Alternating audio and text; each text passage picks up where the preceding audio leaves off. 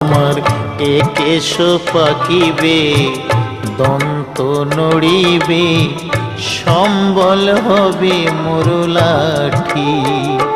তখন পুত্র পরিজন সকলে বলিবে, পুত্র পরিজন সকলে বলিবে, এ জঞ্জাল মরিলে বাঁচি মুনামার।